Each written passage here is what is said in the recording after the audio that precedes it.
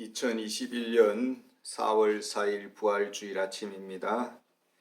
오늘은 마태복음 27장 57절에서 28장 15절의 말씀을 가지고 예수 그리스도의 부활이라는 제목으로 말씀을 잠깐 나누겠습니다. 57절에 보면은 저물었을 때에 아리마대의 부자 요셉이라는 사람이 왔으니 그는 예수의 제자라 했습니다. 이 저물었을 때라는 시간은 예수님이 죽으신 금요일 오후 3시경 정도 되겠습니다. 이른 저녁입니다. 아리마대 출신의 부자 요셉은 사내들인 공회원입니다. 니고데모 또 사도 바울 같은 공회원 출신들입니다. 아리마대 부자 요셉을 가리켜서 그는 예수의 제자라고 했습니다. 그러나 공개적으로 나는 예수의 제자라고 하지 아니하고 그동안은 은밀하게 예수님의 뒤를 따랐던 그런 제자입니다. 그러나 이제 예수님의 처형, 십자가의 처형이 결정이 되고 또 십자가의 그 죽음이 진행되는 과정에서 아리마대 요셉은 이 상황을 사내들인 공회원들의 그 생각들을 다 파악하고 있었습니다. 예수님께서 십자가에 죽으신 이후에 그러면은 어떻게 이 모든 상황들이 진행될까를 이미 요셉은 알고 있었고, 만약에 그렇게 된다면은 악한 유대인들의 계산처럼 예수님은 사형수의 시체가 흰놈 골짜기에 버려져서 들개의 밥이 되거나 독수리의 밥이 될 것입니다. 악인들은 이런 계획을 가지고 지금 예수님의 십자가의 처형을 진행하고 있었습니다. 그러나 예수님께서는 아리마대 요셉은 이 상황을 그냥 지켜보고만 있을 수가 없었고 마음속에 걱정이 되었습니다. 우리 예수님이 참 죄인도 아니고 그렇게 또 불명예스럽게 들개의 밥이 될 그런 몸이 아닌데 어떻게 하나 걱정을 하다가 부랴부랴 안식일이 되기 전까지 이 모든 묘지를 준비해야 된다라는 생각을 가지고 그렇게 새 무덤을 준비했던 것입니다. 골고다 그 언덕 그 가까이에 근방에 새 무덤을 준비했습니다. 우리 예수님은 존귀한 분이시기 때문에 새 무덤으로 준비한 것입니다. 예수님의 시체는 안식일 전에 모든 것이 정리가 되어야 됩니다. 이것이 유대인들의 생각인데 유대인들은 유월절이면서 또 안식일에 당하여서 이 시신 문제를 처리하지 못하면은 상당히 여기에 대한 그런 부담스러운 마음이 있었고 이 시간에 촉박했어야 이 군인들이 다른 강도들의 다리를 망치로 때려 부숴서 저들의 죽음을 빨리 재촉하는 것을 볼 수가 있습니다. 그러나 예수님은 이미 죽은 상태였기 때문에 예수님의 다리를 부러뜨리지 않았다라고 말을 하고 있습니다. 예수님께서 죽으신 그 시간이 거의 오후 3시경입니다. 아리마대 요셉은 빌라도에게 찾아가서 예수님의 시신을 달라고 합니다. 장례를 치르겠다고 합니다. 아마 이때부터 빌라도와 아리마대 요셉과 사내들인 공회원들 사이에 계획이 어긋나게 되는 것 같습니다. 예수님께서 들깨의 밥이 될 줄 알았는데 갑자기 동료였던 사내들인 공회원의 요셉이라는 사람이 이렇게 예수님의 장례를 치르겠다고 시신을 가져가서 무덤에 장례를 치른 것입니다. 아마 성경에서는 이것을 기록으로 남겨지진 않았지만은 아리마대 요셉의 말로가 이제 보여집니다.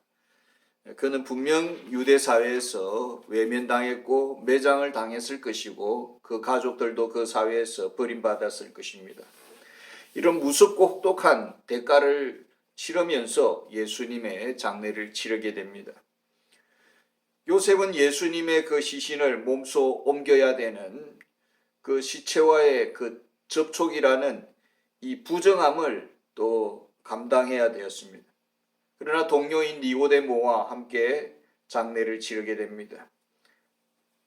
니고데모는 값비싼 75파운드의 몰약을 준비해서 이 값이라면은 왕의 장례식을 치르는 비용입니다. 그래서 예수님께 이렇게 아리마대 요셉과 니고데모와 또 따라온 여인들이 함께해서 장례를 치르는 것입니다. 우리가 인간적으로 생각할 때 이제는 예수님이 끝났습니다.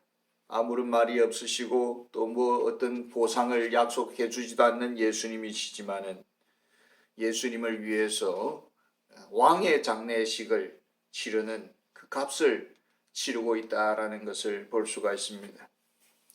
주님의 몸된 교회를 위해 섬기면서 내게 유익이 없어도, 내게 어떤 돌아올 보상의 약속이 없어도 정말 이렇게 왕같은 제사장의 몸값이라는 이런 거룩한 마음으로 섬기고 있느냐, 이런 생각들을 해보게 됩니다.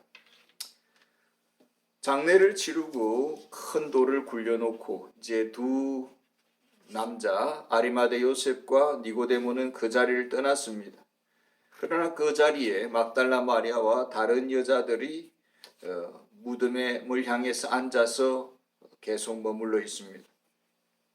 이 여성들은 예수님께서 갈릴리에서부터 예루살렘까지 오는 동안 물론 제자들도 포함해서 계속 밥하고 빨래하고 모든 것을 수발하고 뒷바라지하는 그런 일을 했습니다.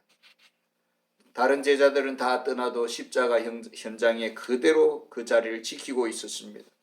그리고 이제는 예수님의 무덤에 와서 다른 남자들은 다 그 자리를 떠나도 그 자리를 떠나지 않고 앉아 있습니다.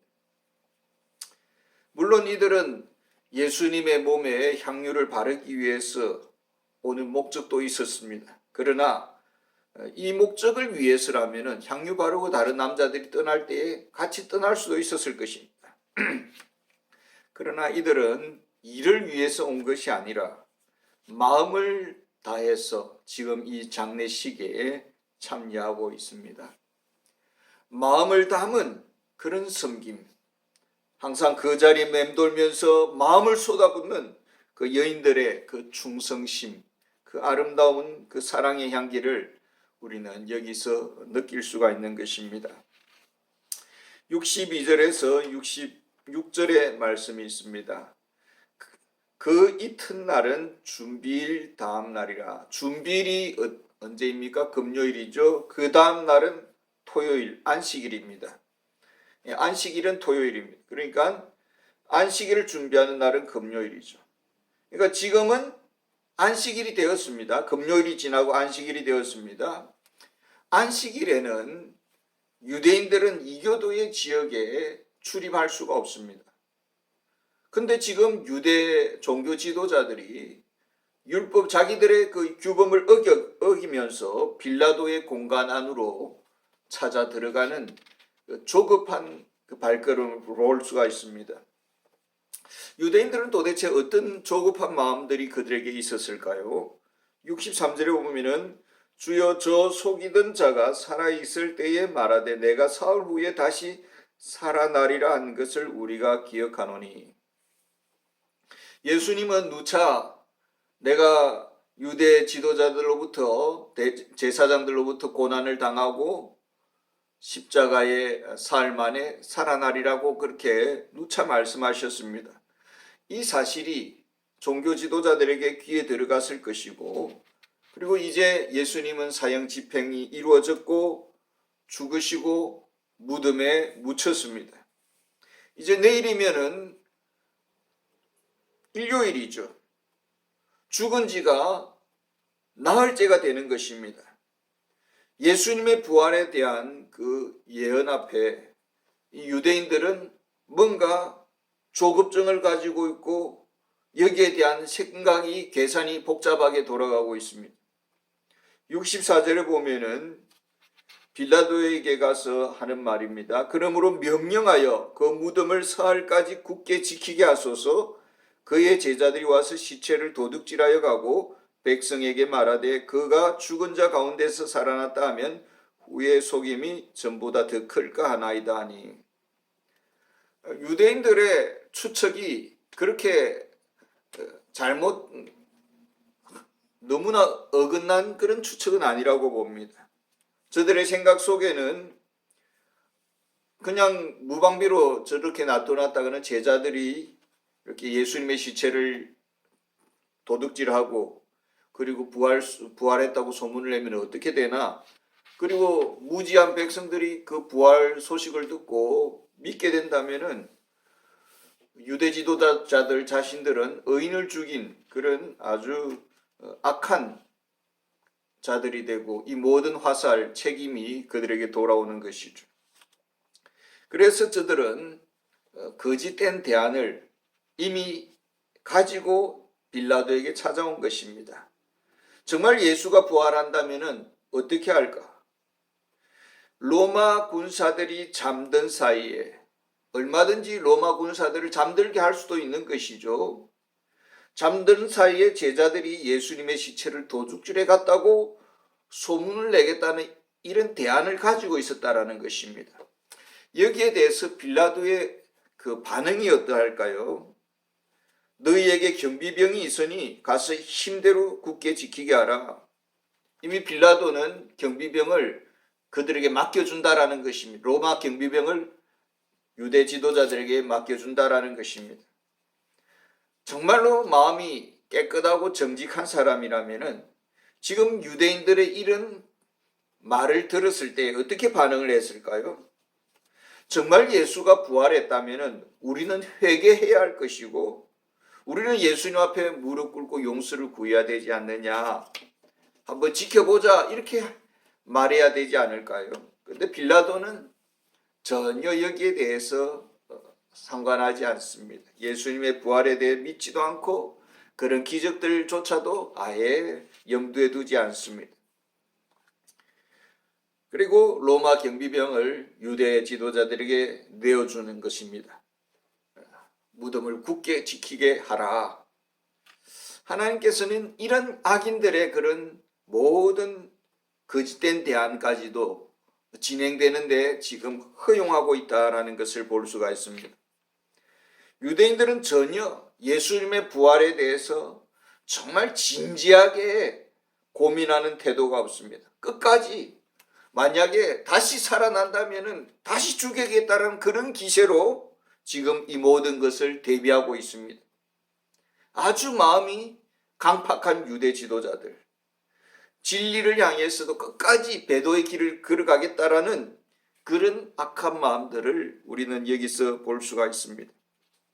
저들은 사회에서는 영혼을 다루는 영혼의 책임자들입니다. 종교 지도자들입니다.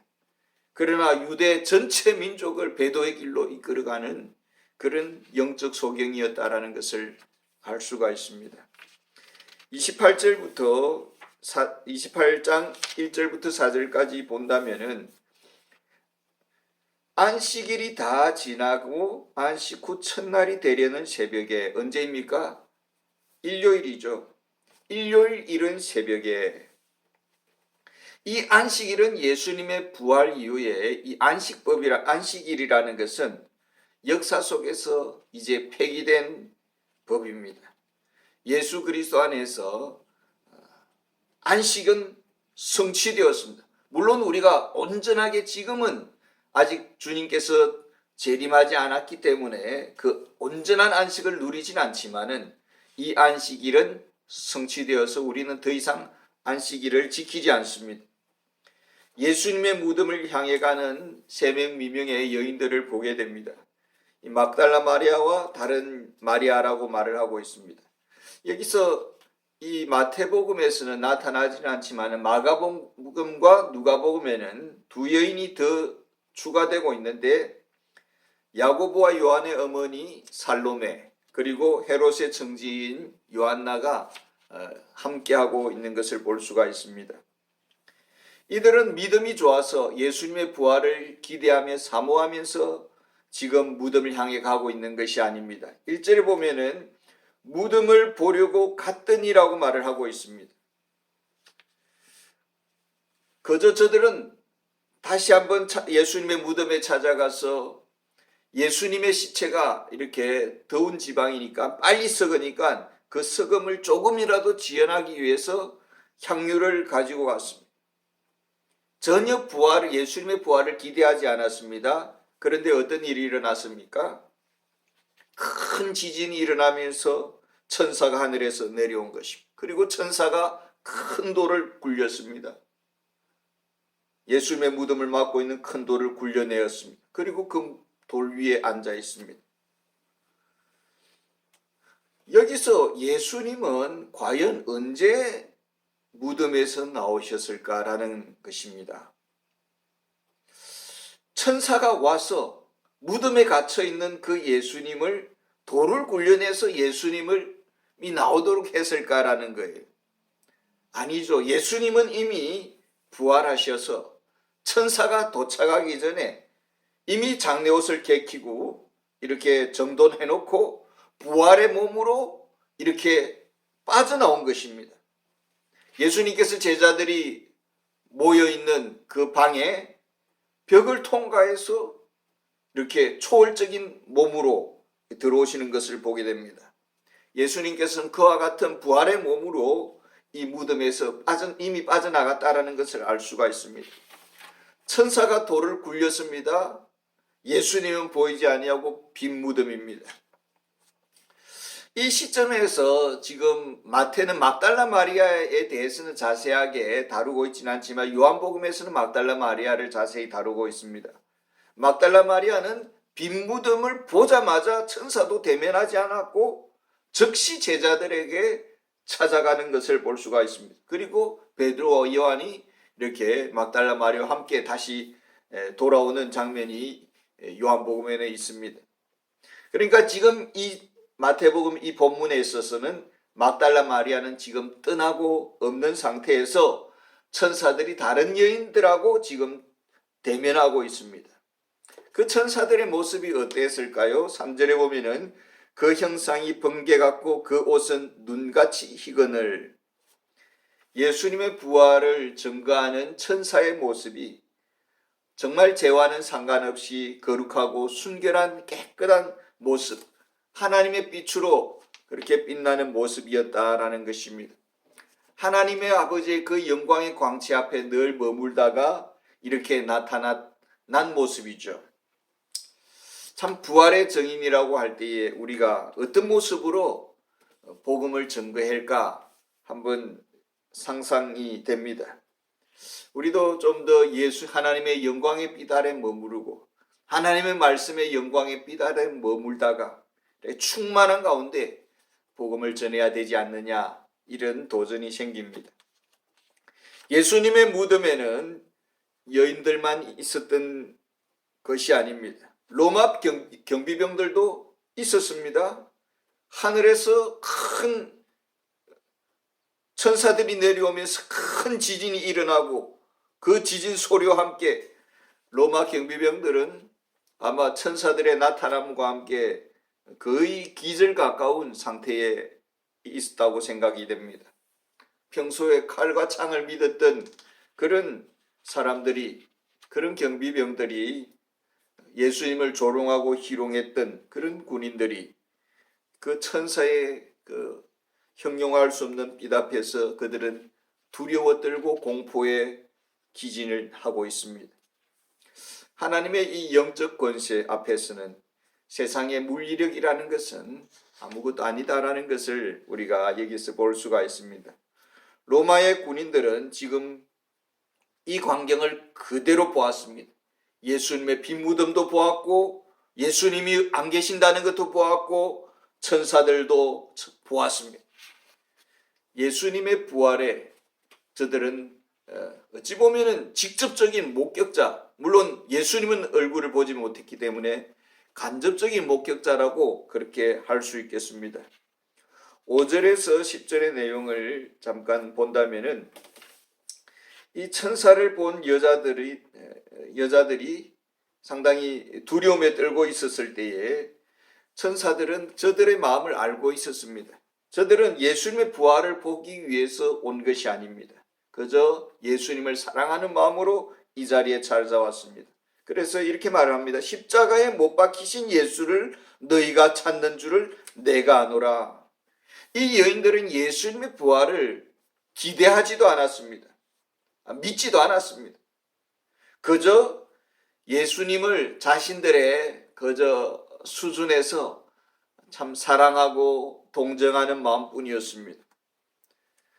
이런 어려운 상황 속에서도 예수님 앞에 더 가까이 또 나아가고자 하는 그런 마음을 가지고 나아왔는데 예기치 않는 천사를 만나게 되고 놀라운 엄청난 부활의 소식을 듣게 되는 것입니다. 우리가 참 신학의 높은 경지에 이른 것도 아니고 위대한 신학자들 수준에 머문 것도 아닙니다. 그저 내 조그만한 믿음의 수준에서 하나님을 믿고 의지하고 나아갑니다. 그러나 우리 하나님은 믿음으로 나아가는 자에게, 나아오는 자에게 상 주시는 그런 하나님이십니다.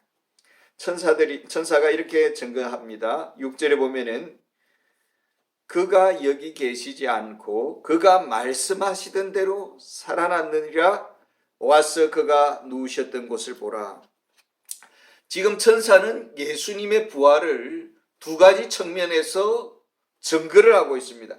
첫 번째는 그가 말씀하시던 대로, 예수님의 말씀은 진실했다라는 것입니다. 예수님의 이 예언은 참이었다라는 것입니다. 성경은 바르다라는 것입니다. 성경은 틀림이 없다라는 것입니다. 예수님의 약속은 그대로 성취가 되어서 고난을 받고 사흘 만에 다시 말씀대로 살아나셨습니다. 또 한 가지 예수님의 부활을 역사적인 증거자료를 대해서 이야기를 하고 있습니다. 물리적인 증거자료죠. 그가 누우셨던 곳을 보라. 빈 무덤을 보라.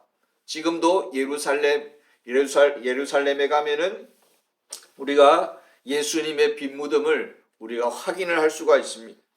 예수님의 시신은 땅에 없습니다. 보통 시신이 죽고 나면은 그 뼈는 남아있지 않습니까? 수천 년이 지나도. 그러나 예수님의 시신은 전혀 흔적을 찾아볼 수가 없습니다. 예수님의 무덤에 그 시신은 없기 때문입니다. 이것은 예수님의 부활은 역사적인 사실이다라는 것입니다. 예수님의 부활은 어떤 종교적인, 철학적인, 관념적인 하나의 이론이 아니다라는 것입니다.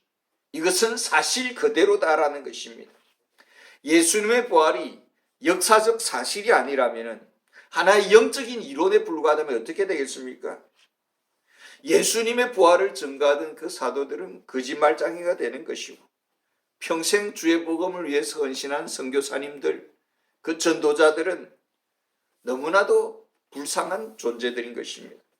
헛된 인생을 살아간 것이죠. 그러나 예수님의 무덤은 비었고 예수님은 부활하셨습니다. 천사들이 여자들에게 하나의 사명을 줍니다. 7절에 보면은 빨리 가서 그의 제자들에게 이르되 그가 죽은 자 가운데서 살아나셨고 너희보다 먼저 갈릴리로 가시나니 거기서 너희가 배우리라 하라. 보라, 내가 너희에게 일렀느니라. 이제 여인들은 집에서 밥하고 빨래하고 그렇게 지내던 그런 그림자적인 그런 일꾼이 아닙니다.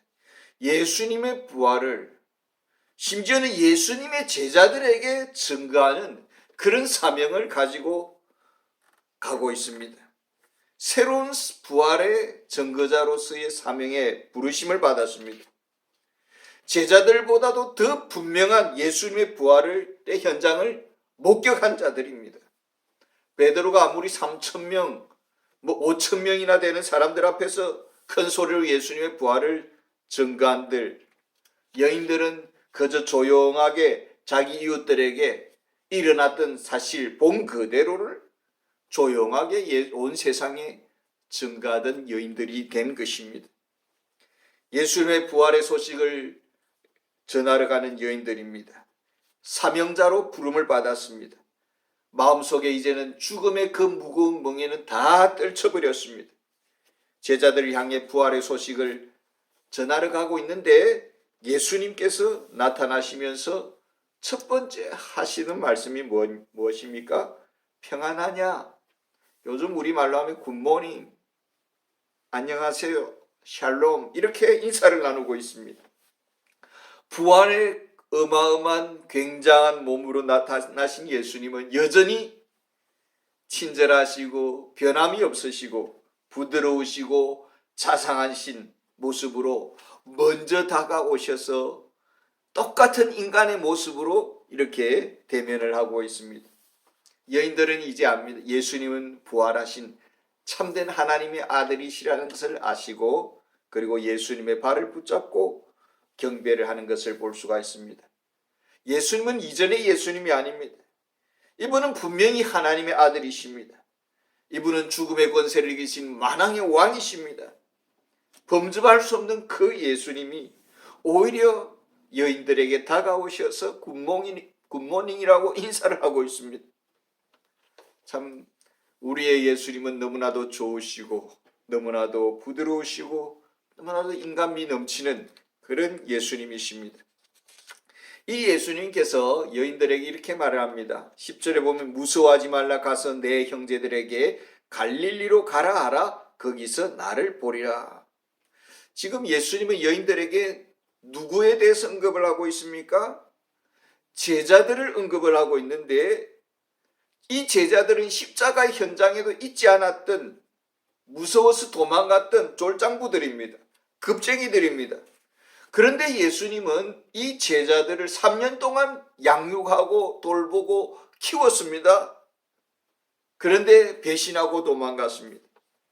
그러나 예수님은 저들의 수준을 다 아십니다. 그리고 이미 용서하시고 사랑하고 계시고, 그리고 저들을 어떻게 부릅니까? 예수님께서 처음으로 막달라 마리아에게 나타나셔서 내 아버지 곧 너의 아버지, 내 하나님 곧 너의 하나님, 우리는 너와 나는 믿음 안에서 한 형제라는 것을 막달라 마리아에게 가르쳐 주었습니다. 지금 배신자와 같은 이 제자들을 향해서 예수님은 종도 아니고 친구의 관계도 아니고 한 형제라고 이렇게 이야기를 하고 있습니다. 내 형제들에게 갈릴리로 가라 하라. 하늘의 공동의 상속권을 가지고 있는 똑같은 한 형제다라는 것입니다. 예수님은 우리를 형제로 부르시기에 부끄러워하지 않는다라고 히브리서 말씀하고 있습니다. 갈릴리에 가서 마지막 부활의 소식을, 이 부활의 소식을 온 세상에 전가하기 위해서 모임을 가지게 될 것입니다. 세계의 선교의 출발지로서 이방의 갈릴리가 첫 모임의 장소입니다. 새로운 사명의 출발지입니다. 여기서 만나자라는 것입니다. 11절에서 15절을 보겠습니다. 예수님을 만난 이제 여자들이 제자들에게 가고 있었습니다. 동시에 제자들도 그 무덤에서 빠져나갈 뿐만 아니라 경비병들도 더 이상 예수님이 없는 무덤을 지킬 필요가 없습니다. 그래서 자기들에게 이렇게 자기들의 권한을 가지고 있는 대제사장에게 찾아간 것입니다. 그리고 대제사장에게 일어난 일에 대해서 낱낱이 보고하게 됩니다. 이것은 명백한 부활 사건입니다. 그런데 이 종교 지도자들은 어떻게 반응을 하고 있습니까? 군인들에게 많은 돈을 주고 큰 뇌물을 주고 거짓말을 지금 교사하고 있습니다. 어떻게 가르치고 있습니까?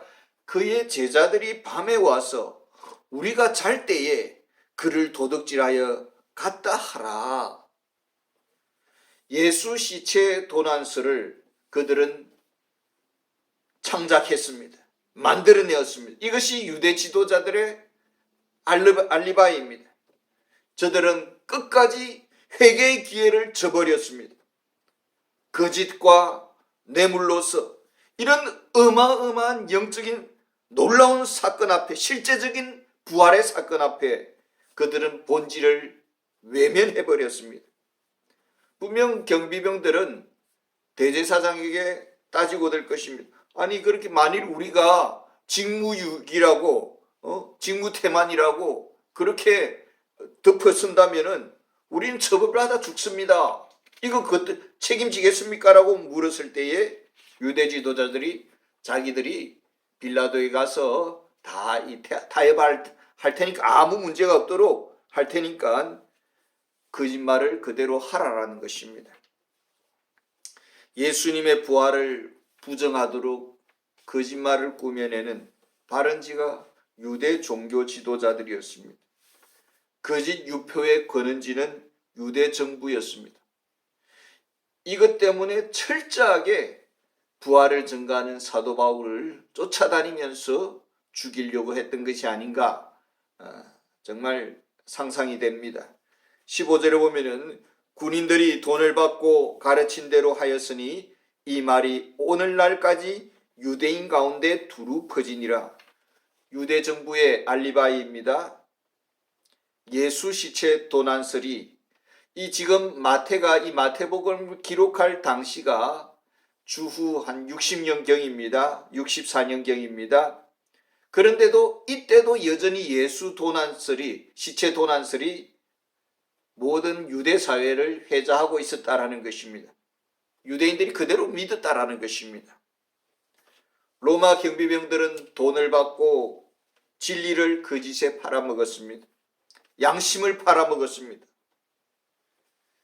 성공이면은 부를 위해서라면은 자기의 영혼을 마귀에게 내어주는 정말 수많은 그런 사람들을 볼 수가 있습니다. 예수 그리스도의 부활이 없다면은 우리의 미래라는 것은 없습니다.